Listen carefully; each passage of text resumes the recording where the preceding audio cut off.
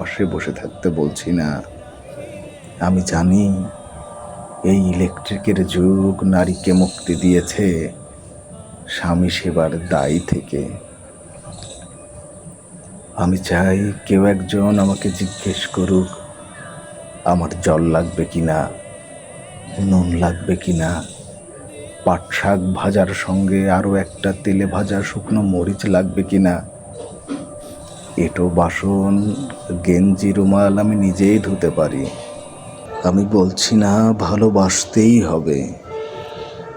আমি চাই কেউ একজন ভেতর থেকে আমার ঘরের দরজা খুলে দিক,